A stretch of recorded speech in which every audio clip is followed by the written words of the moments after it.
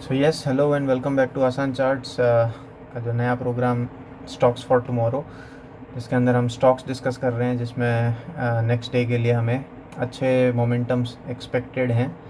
सो इस तरीके से पहले हम ये देखते हैं कि कल जो डिस्कशन था उसमें क्या निकल के आया आज आउटपुट। जो 25/6 के लिए हमारे पास पहले था अपोलो हॉस्पिटल। तो अपोलो हॉस्पिटल में एज वी कैन सी हमको स्टॉप लॉस मिला था। मतलब ना ही वो उस पॉइंट से ऊपर गया, थोड़ा सा ही ऊपर गया था और वहाँ से फिर वो नीचे की तरफ भी नहीं, पर जहाँ से एंट्री थी उसी के 10-15 रुपये ऊपर नीचे घूमता रहा पूरा दिन। बट मैं उसको स्टॉप लॉस ही कंसिडर करूँगा बिकॉज उसने हमको कोई टारगेट दिया नहीं है। Then we had Apollo tyres towards the late session ये आया, एक्टिव हुआ, मतलब 2 बजे के आसपास शायद, और बहुत अच्छा 2.08% जैसे हम यहाँ पे देख सकते हैं, it has gone up by 2%। तो ये बहुत अच्छे रिटर्न्स निकाल के दिए इसने ऑप्शन में। अशोक लेलैंड मॉर्निंग में ही एक्टिव हो गया था, 1% सुबह में ही चला गया था, तो ईजीली इसके अंदर भी हमें गेंस मिल गए थे सुबह में। एयू बैंक ये कंप्लीट फेलियर रहा, उसी पॉइंट पे उसने आज का डे हाई बनाया जो हमारा ट्रिगर प्राइस सेट था उस पर। तो वो कोई बड़ा मतलब जो टारगेट हम एक्सपेक्ट कर रहे थे एयू बैंक में, क्योंकि बैंक इंडेक्स चल रहा था आज, लेकिन एयू बैंक ने उसके साथ परफॉर्म नहीं किया, तो उसने हमको एक स्टॉप लॉस दिया। बाकी बायोकॉन, बी सॉफ्ट, क्रॉम्पटन ये सब अभी ट्रिगर नहीं हुए हैं। डीवी स्लैब्स, हाँ, इसने भी हमको एक स्टॉप लॉस दिया काइंड ऑफ, मतलब वहाँ से वो ऊपर क्या 10-12 रुपये ही जा पाया इस पॉइंट से, उसके बाद वो नहीं गया। लेकिन आज का जो स्टार परफॉर्मर था वो था Exide industries, gone up by 7.45%। मतलब इसके अंदर तो ना चाहते हुए भी 3-4% तो मिल ही गया था। 577 पे इसका एंट्री पॉइंट था, और इसके लिए हमने एक चीज़ बोली थी कि इसके जो प्रीवियस डे हाई है उसके पहले वो उससे नीचे ओपन होना चाहिए। एग्जैक्टली वो थोड़ा सा उससे नीचे ओपन हुआ और ओपन होते से ही शूट करना स्टार्ट कर दिया, तो वो परफेक्टली मैच हुआ था हर तरीके से। मेरा भी आज का फर्स्ट एंट्री एक्साइड ही रहा था, एंड इतना ज़्यादा तो नहीं कैप्चर किया था क्योंकि 600 को क्रॉस करेगा ये मेरे राउंड लेवल दिमाग में रहता है हमेशा, तो 600 के आसपास I had book somewhere. Granules, Jindal steel और नवीन फ्लोरिन ये अभी एक्टिव नहीं हुए हैं। तो एंड पेट्रोनेट, हाँ, पेट्रोनेट भी इन बिटवीन सुबह में ही शायद 10 बजे के आसपास ये एक्टिव हुआ था, और बहुत फास्ट, जो एक्सपेक्टेड था ये चलता है तो बहुत फास्ट चल जाता है, तो वहीं से वो बहुत फास्ट 334 तक गया, क्लोज टू 2%। तो आज हमें 4 टारगेट्स मिले और कहने के लिए 3 एसएल हैं। मतलब प्रॉपरली इसमें नीचे आने वाला तो एयू बैंक था, AU bank completely down under चला गया था, और डीवी स्लैब्स भी, अपोलो वहीं के वहीं स्टैंड किया था। बट जो गेंस मिल रहे हैं अभी और क्लोज टू एक्सपायरी, अगर 2-2%, अपोलो टायर्स में बहुत ट्रिमेंडस गेंस रहे थे। अशोक लेलैंड मामूली था, 1% वहाँ पे, वो 2,500-3,000 जो एवरेज रहता है उसी के आसपास उसमें बुक कर पाए। पेट्रोनेट भी बहुत स्ट्रॉन्ग रैली किया और बहुत आराम से गेंस दिए। तो एक तो एक्साइड और अपना अपोलो टायर्स, इन दोनों ने बहुत अच्छा एज एक्सपेक्टेड, मतलब कि जब वो पॉइंट हिट करता है उसके बाद वो रिट्रेस ना करे और भाग जाए, वो स्टॉक्स हमें सबसे बेस्ट रिटर्न्स ला के देते हैं। तो दोनों एक्साइड और अपोलो टायर उसी हिसाब से चले थे, अशोक भी उसी हिसाब से चला था, एंड पेट्रोनेट भी उसी हिसाब से चला था। सो ओवरऑल बहुत अच्छा दिन रहा आज का।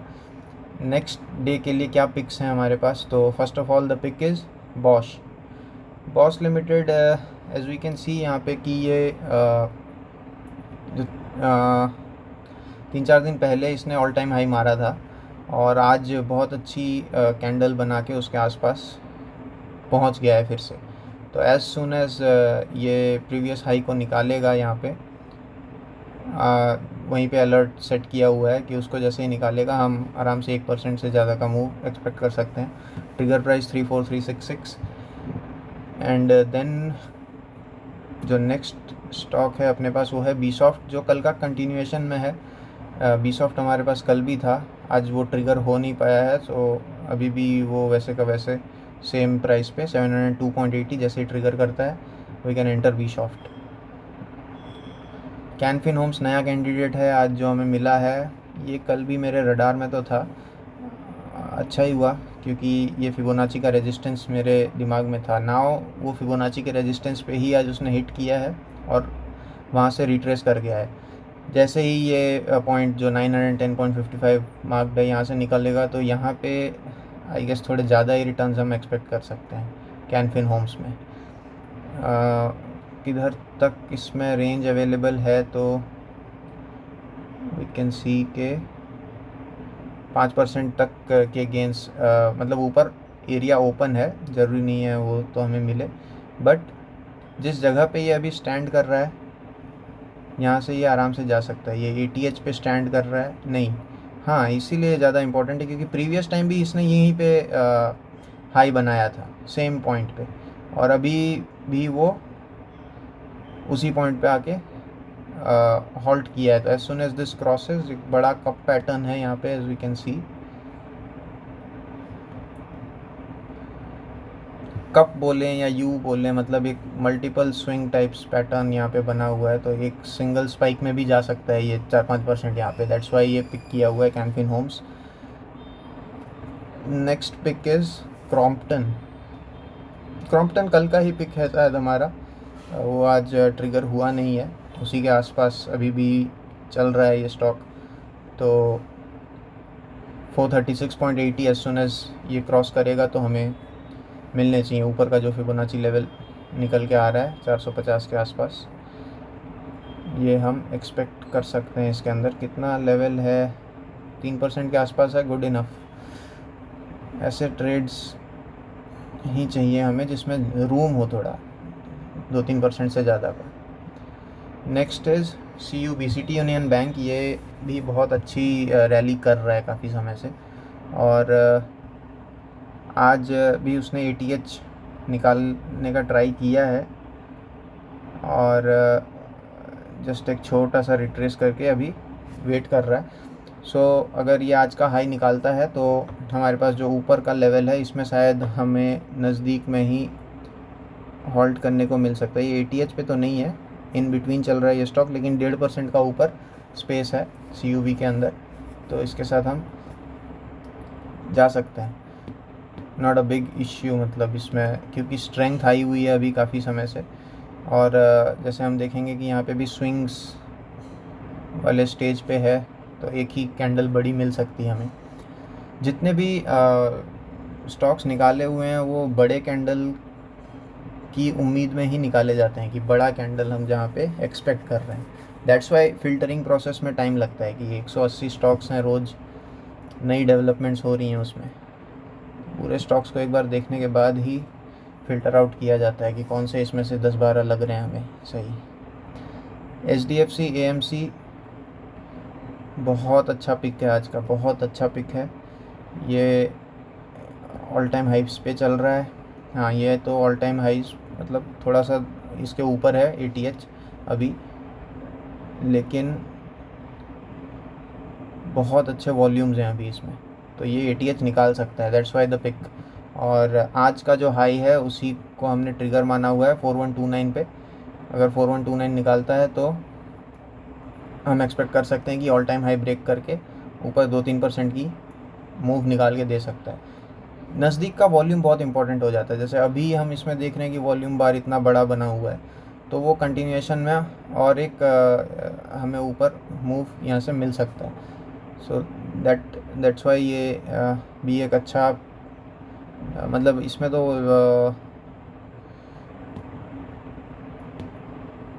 ऊपर का जो पॉइंट है हमारे पास वो भी काफ़ी दूर है, एंड हर तरीके से ये फेवरेबल लग रहा है, तो HDFC AMC भी दे सकता है। इसमें प्रॉब्लम बस एक हो सकती है, इसीलिए मैं अभी कुछ सोच रहा था कि जो ओपनिंग है वो शायद इसके ऊपर निकल जाए।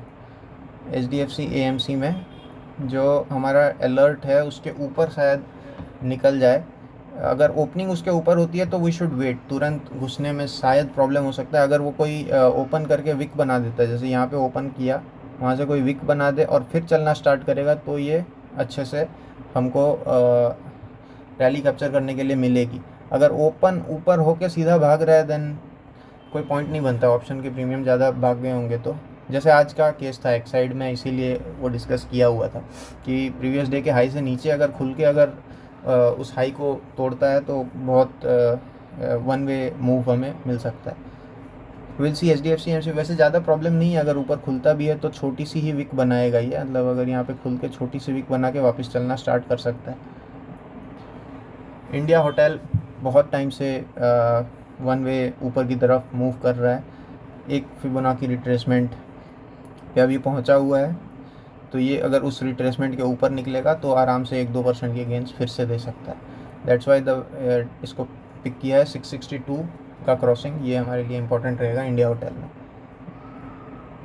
LTF आज भी कुछ फाइनेंस स्टॉक्स में अच्छी हरकत थी, श्रीराम फाइनेंस में बेसिकली बहुत अच्छी हरकत थी, लेकिन LTF में भी हरकत तो बहुत अच्छी रही है आज के लिए। 2.77% का गेन था इसमें भी, पर अब कल के लिए इसीलिए फेवरेट बन रहा है क्योंकि ये फिर से अपना ATH 2 दिन के बाद निकालने की कोशिश कर सकते। ATH तो नहीं, बट एक तरीके का ATH ही है ये, 7-8 साल बाद इस लेवल पे वापस पहुंचा है। तो जैसे ही मतलब 186.7 ATA बेसिकली प्रीवियस स्विंग 2 दिन पहले का जो हाई बनाया था उसको निकालेगा, तो I am expecting around 2-3% in LTF।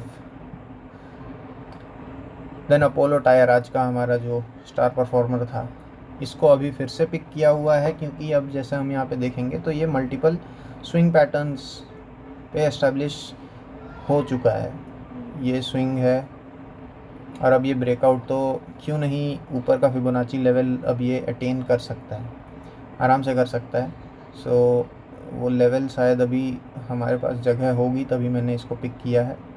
Yes, close to 2%, 1.5% से ज़्यादा का रूम है, तो this is also a good. मतलब वॉल्यूम इतने ट्रिमेंडस दिए हैं आज इसको कोई कैरी भी करके जा सकता था, कोई इश्यू नहीं था। बट यू हैव टू सी, अगर ये बहुत ज़्यादा गैप अप खुल जा रहा है then you will have to avoid it.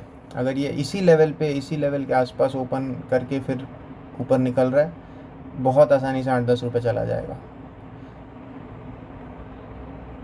बहुत इजीली 8-10 रुपये चला जाएगा। सो कोई इशू नहीं आना चाहिए अपोलो टायर्स में भी। एक्साइड नहीं है, एक्साइड अब कुछ नहीं है इसमें, इसने बहुत बड़ा विक बना दिया है, सो वी शुड अवॉइड, ये निकालना रह गया है बस लिस्ट में से, कुछ नहीं है एक्साइड।